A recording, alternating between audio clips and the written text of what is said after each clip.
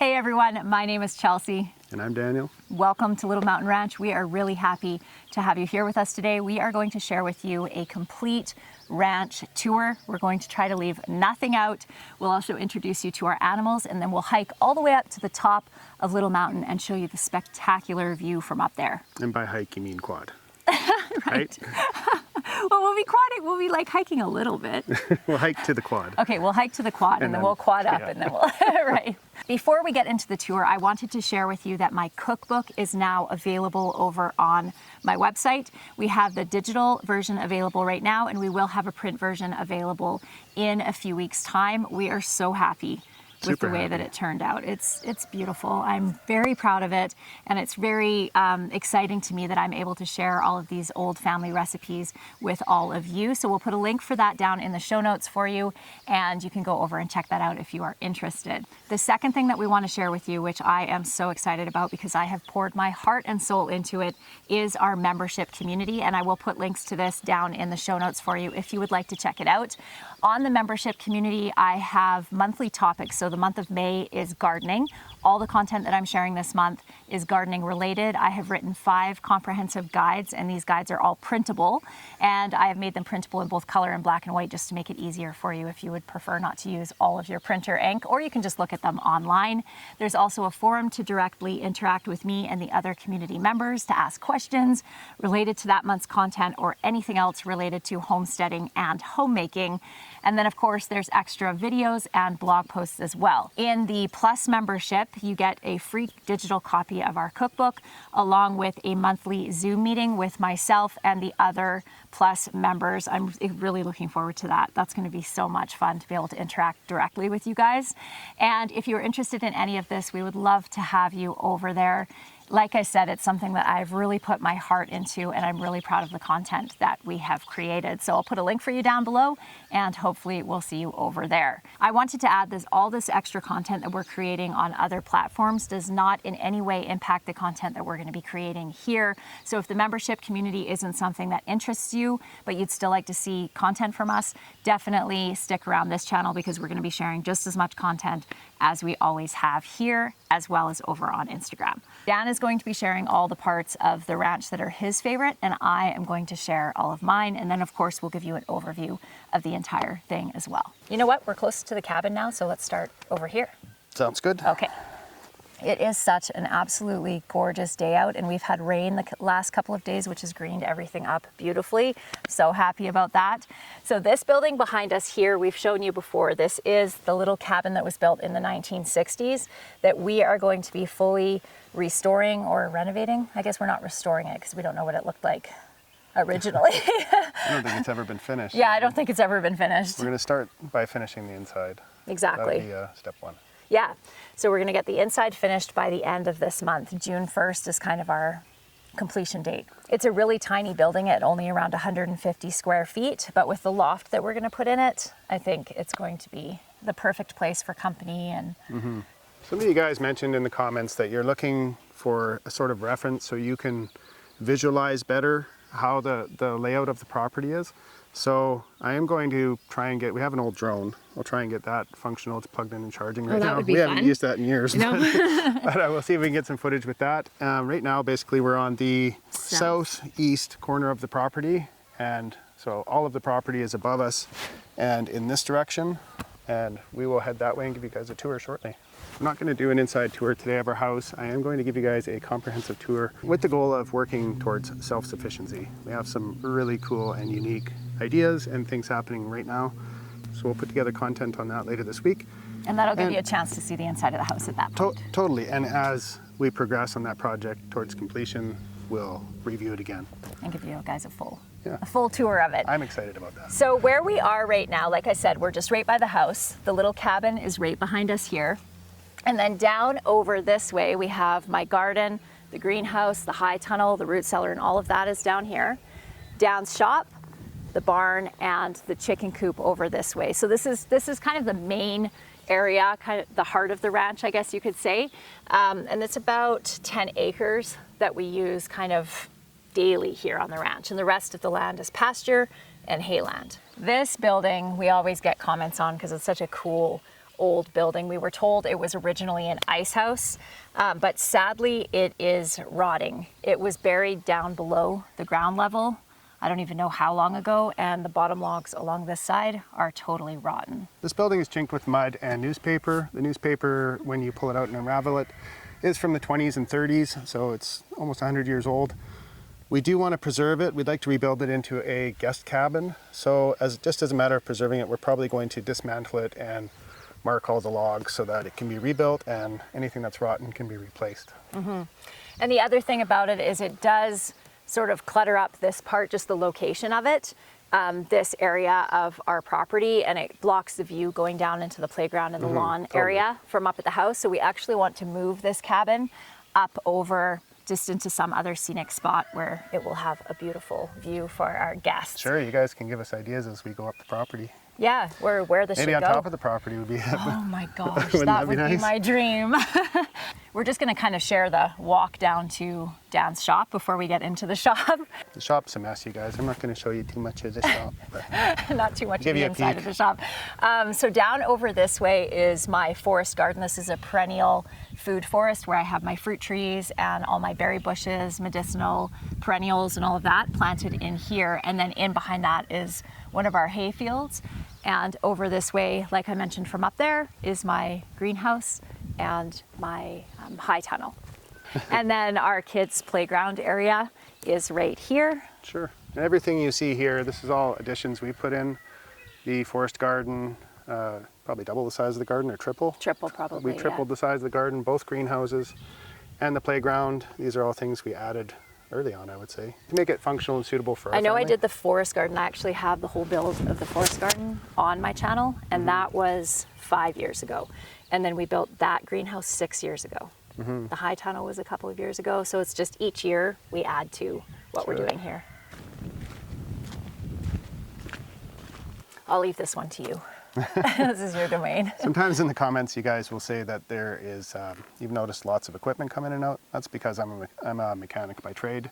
So I do require a lot of equipment, and I do buy things when they're a really good deal, just knowing I might use them in the future even. So that's exactly the case here. Our cattle guard is falling apart, and the cost of buying the metal to repair it is far more than just buying this secondhand cattle guard, which I found online on Facebook, I think. Yeah, that one was only $300 compared to the $900 it was going to cost for the 3 pipes that we needed for a to. basic repair. on the other Just one. a basic repair, yeah. And at it's the terrible. time, the older gentleman was selling his property, so we had a good deal on a tidy tank, which we needed, and also this sweet old welder from 1955, which is a 300 amp welder. Dan loves old stuff. I know you guys be like, why would you want that? But the reason is just the cost of it was very affordable. It runs good, it's ready to use, and because it's such a big welder, it can do something called air arcing, which is something I need for our other projects. When we first looked at this property, what sold me on it, I mean, everything sold me on it, but I loved the root cellar so much. I was the most excited about that. Dan was most excited about this. Any functional building on a homestead is a plus because of the cost of building nowadays. Definitely could not afford to build a shop right now, so this is heaven on earth for me. I think it's 32 by 32 with an equal size covering in the back. Has a concrete floor, wood heat, which I added, and a pellet stove, which I added. And so now it's warm when it's minus 25. Which is really nice. Yeah. I wasn't as excited about the shop as Dan was, but I definitely appreciate it. It's fabulous. This is a 1970 Pontiac Le Mans. I owned it when I was 16 years old. I found it again last year. Just came across it randomly in another town actually, and bought it back. So. And you have to tell them the coolest part about the glove box. Oh yeah, that's right. So it actually, it's kind of a true barn find because it actually hasn't been used really except for one time at a racetrack since I owned it when I was 16, and the glove box handle was broken, but still in the glove box 30 years later was my transfer papers that my mom had signed because I was a minor. And I had bought it off a friend of mine, and all of his registration and stuff was in there still. It was amazing. It was so So cool. I do love this. This is a project I'm looking forward to. Is this your like retirement project, or are you planning this on? is my soon project. Okay. All of the log buildings on our property are around the same vintage, so 1920 to 1930. The men that lived on this property were brothers, and they actually grew up on the neighboring ranch, and their parents homesteaded it in, I think, 1908 or so. But they built all these buildings by hand. So our chicken coop, our barn, and the ice house that we just showed you over there. One of the things that I appreciate about this the most, I'll take you inside and show you, is this really cool undercovered spot here. We get a lot of snow in the wintertime, and chickens don't like snow. This provides the chickens the ability to get outside and get some fresh air and a little bit of sunshine without having to go through the snow. So it's fantastic. So the nice thing about this is because it's built with logs, as you can see, the roof is even logs. It is actually quite warm in here, and there is a window over here for ventilation. We cover this up with feed bags in the winter just to keep the wind out, but it allows for good ventilation, which is really important in a chicken coop. We have some eggs in there, but we won't collect those right now because I will put them in my pocket and promptly forget about them and then end up with scrambled eggs in my pocket. Excuse me, ladies. The chickens have a big run back out this way, but until my garden goes in, we do let them free range around outside. And you guys just love that, don't ya? Dan's just running up to grab the quad so that we can go out back into the north meadow and show you over there. We'll hit the barn before we do that, but I have something to show you. This is our rabbit tractor that we just move around every day so that our female rabbit has the opportunity to eat some fresh grass every day. My cows got into my barn the other day, and they actually pushed some of the netting out of the side, and this little lady got out, and one of our male rabbits free range in the barn, got to her. And the other day she had some little baby bunnies. Look at that. Isn't that so sweet? There you go, little one.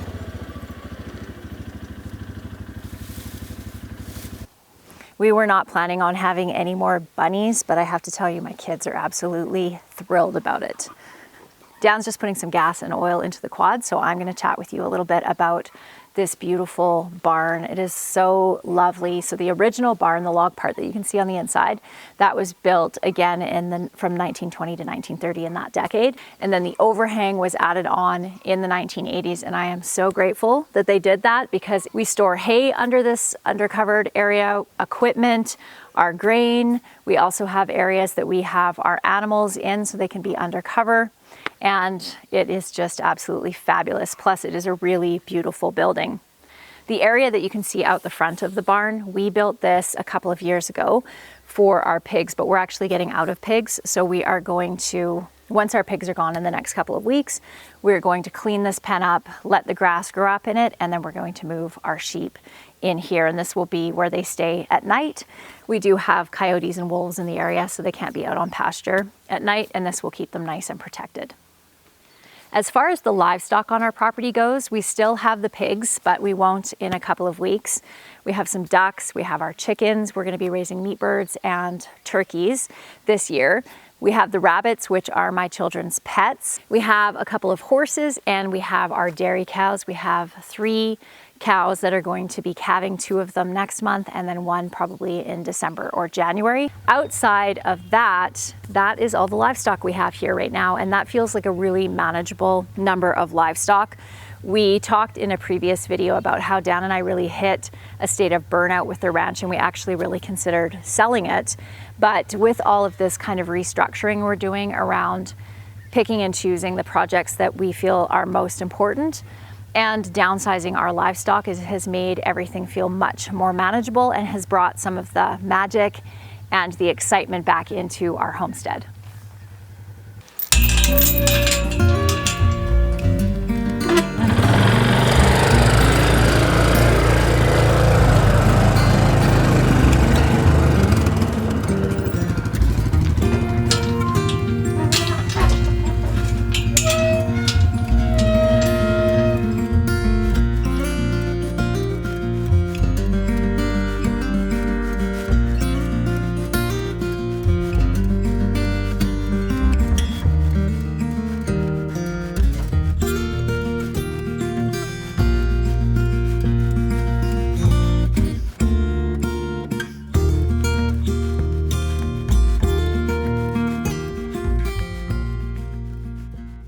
this area of the ranch is the northeast corner of the ranch. That's our property fence right there. We haven't utilized it too much, with the exception of haying this bottom section. We did clean this above us, which I'll show you in a second. Last year it has a natural spring there, so we're haying that now as well. This area down below us, you can see all the bumps, those are called hummocks. We have to get that ditched and drained out, and then hopefully we'll be able to till it and turn that into hay as well, because it's naturally irrigated. Right now we get about 60 round bales a year off our little farm, and we're aiming to at least triple that in the long run. So our ranch is 160 acres, and we have about 30 acres of cleared hay area, including the main area where the house and the barnyard and everything is. The rest of the property is actually up on the mountain, and the majority of that is forested. We do have a couple of areas that are cleared that we'll show you as we head up there, that we hope to turn into pasture at some point. And that's where your big machines all come into play. The bulldozers and all of that stuff, hey?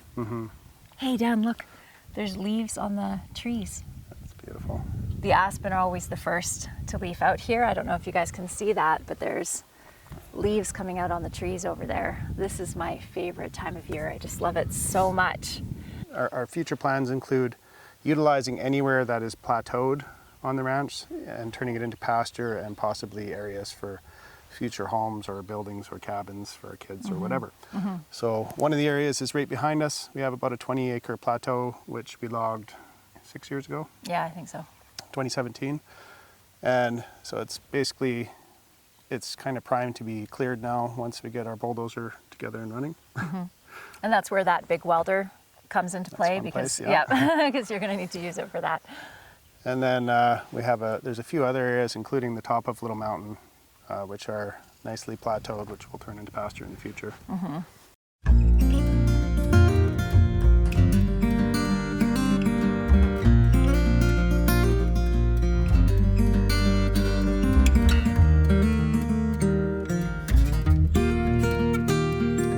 Okay, so we're just gonna head down to the garden now. The garden is around an acre or so, give or take, including the forest garden, the crop garden, which is up here by the cabin, and then my main vegetable garden, which we're in right now. This is my greenhouse where I have all of my seedlings started. All of the tomatoes are going to be going out to the high tunnel along with the peppers, and all the rest of the seedlings will be going out into the garden in a few weeks. Our last frost date isn't until the end of May, so we do have to limp things along in here until everything can go outside. I'll probably put the onions and the brassicas outside in the next couple of weeks because they can handle some colder temperatures, but everything is looking so beautiful in here. This is my high tunnel. We have it all prepped and ready for growing. The wind did come along and blow off the back piece of plastic there, which I need to put back on again. We've prepped these beds by building them up again and then putting lots of composted manure on the beds, probably a good 3 to 4 inches of it at least.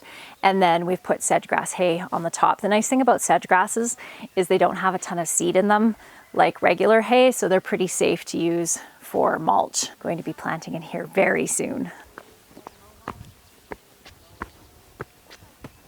We're doing a big garden cleanup this afternoon, and I just cannot wait to get in here and get everything cleaned up. We've already started doing all of the bed prep.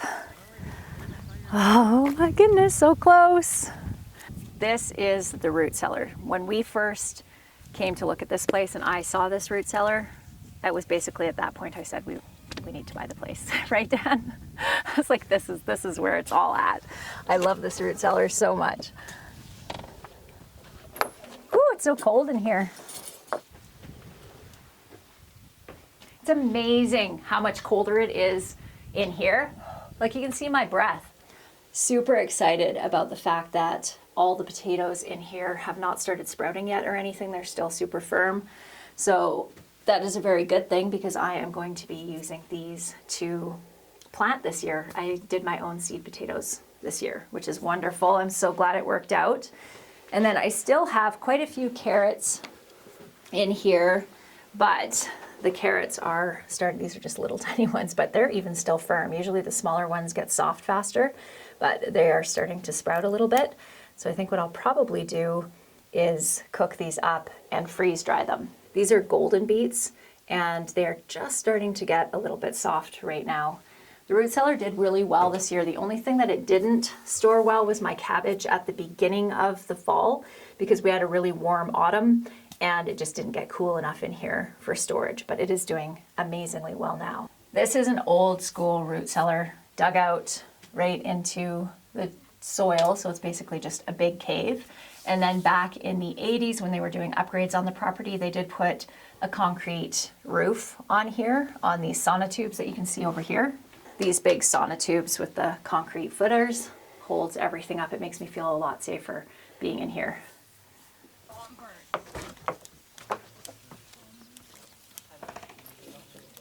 Okay, we're gonna head up to the gravel pit, show you the plateaued areas that we want to clear for pasture, and then bring you to the very top of the mountain to show you the view from up there.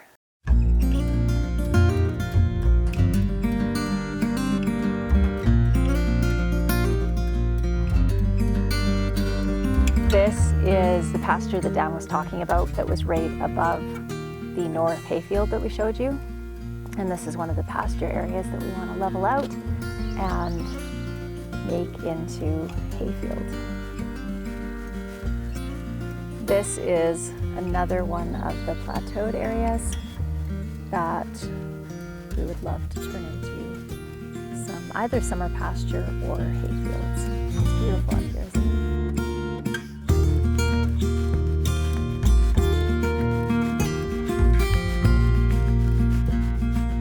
Talking about resources for a little bit, timber and gravel. If you guys know, you know, mud is a pretty awful thing, especially in the springtime on a ranch.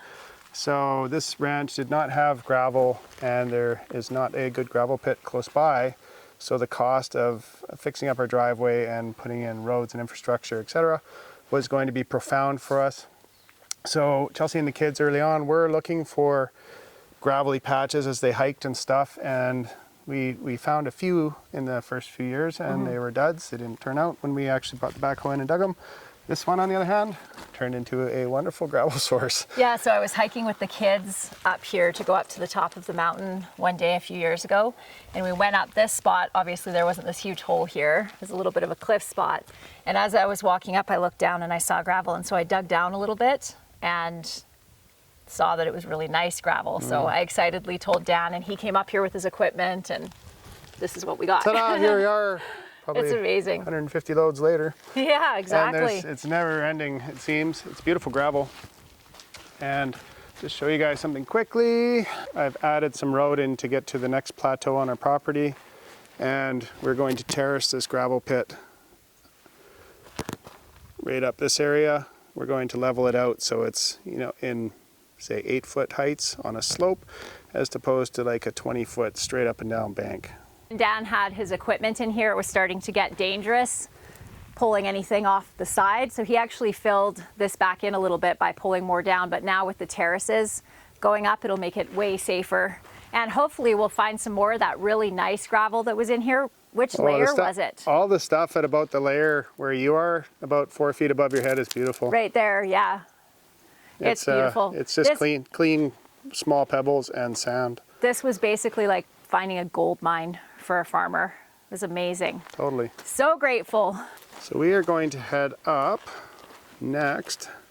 Way up onto there. This plateaued bench right here, which is another area we plan on fencing and turning into pasture and hopefully putting a cabin. And then we're going to go way up to the top there and show you the view from above. It's amazing.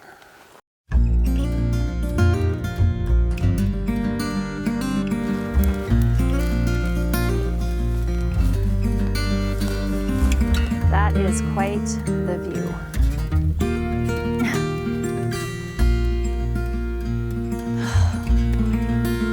Definitely have to go to the cabin. This is just spectacular.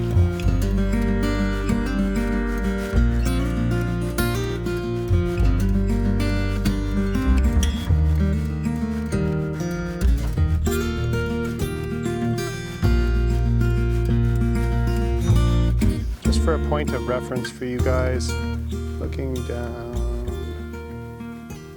here is the gravel pit where we pointed up and said we're going up there. And looking down here, this is our fence line down below where our hay is.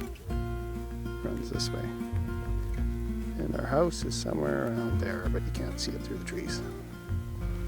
Thank you guys so much for being here with us. I apologize, I've had a bit of a cold today. You this did week, great. so, You did so good. so I sound a little funny, but thank you so much. I hope that you enjoyed this tour as much as we enjoyed sharing it with you. And please don't forget to check out our links down below for our cookbook and our membership community. I hope you guys have a fabulous day. We'll see you again next time. bye. Bye.